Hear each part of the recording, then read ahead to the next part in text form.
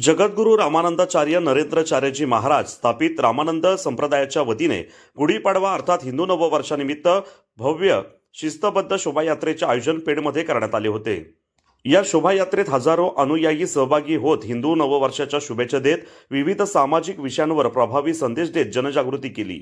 रायगड जिल्ह्यासह महाराष्ट्र, गुजरात, तेलंगणा, कर्नाटक या राज्यातील विविध जिल्ह्यांमध्ये अशा शोभायात्रांचे आयोजन करण्यात आले।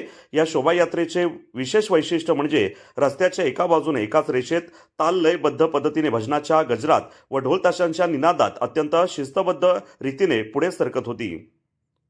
शोभायात्रेत सहभागी सर्व भाविकांनी पारंपरिक वेशभूषा परिधान करून उत्सवाला विशेष रंगत आणली। महिला भगिनी मोठ्या संख्येने नटून थटून सहभागी झाल्या होत्या। कलशधारी महिला, भगवे ध्वजधारी, विविध सांस्कृतिक नृत्य प्रकार तसेच सामाजिक विषयांवरील देखावे हे या शोभायात्रेचे प्रमुख आकर्षण ठरले। या शोभायात्रेत सर्व वयोगटातील तरुण, युवती, पुरुष व महिला भाविकांचा उत्स्फूर्त असा सहभाग पाहायला मिळाला। सहभागी भाविकांच्या सुरक्षिततेची व सोयीसुविधांची योग्य ती काळजी आयोजकांकडून घेण्यात आली होती। जगद्गुरू रामानंदाचार्य नरेंद्राचार्यजी महाराज यांच्या प्रेरणेने रामानंद संप्रदायामार्फत विविध सामाजिक उपक्रम सातत्याने राबवले जात आहेत। यामध्ये महामार्गावरील रुग्णवाहिका सेवा, मरणोत्तर देहदान व अवयवदान, गरजू विद्यार्थ्यांसाठी मोफत CBSE शिक्षण, सर्व जाती धर्मातील मुलामुलींसाठी मोफत वेद पाठशाळा, रक्तदान शिबिरे, व्यसनमुक्ती अभियान, आपत्कालीन सेवा तसेच दुर्लभ घटकांचे पुनर्वसन यांसारख्या उपक्रमांचा समावेश आहे। या सर्व समाजहितकारी कार्यामुळे रामानंद संप्रदायाबद्दल समाजाच्या सर्व स्तरातून कौतुक व प्रशंसा व्यक्त होत आहे।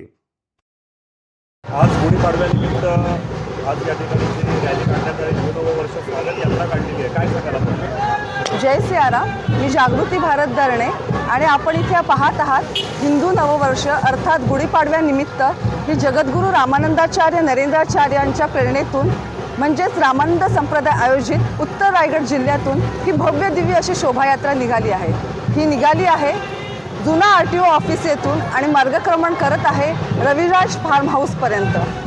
ही जी शोभायात्रा आहे ही संस्कृती, संस्कार आणि समृद्ध परंपरेचा वारसा घेऊन ही शोभायात्रा दरवर्षी अखंडपणे चालत असते। गेली 15 वर्षांपासून ही शोभायात्रा अनेक जिल्ह्यांमधून निघते। याही वर्षी ही शोभायात्रा महाराष्ट्रासह इतर राज्यांमधून अनेक 58 जिल्ह्यांमधून ही शोभायात्रा निघालेली आहे।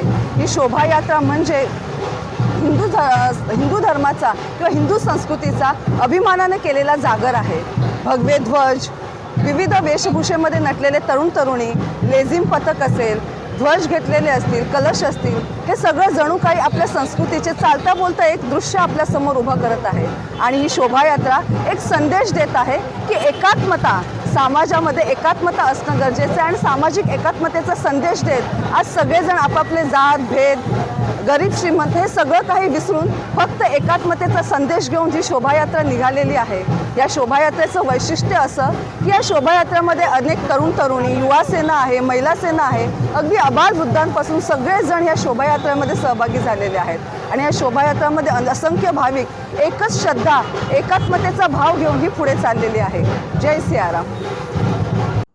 अशाच ताज्या अपडेट्स मिळवण्यासाठी आपल्या रंग मराठी न्यूज चॅनेलला सबस्क्राईब करा आणि बाजूच्या बेल आयकॉनवरती क्लिक करा। धन्यवाद।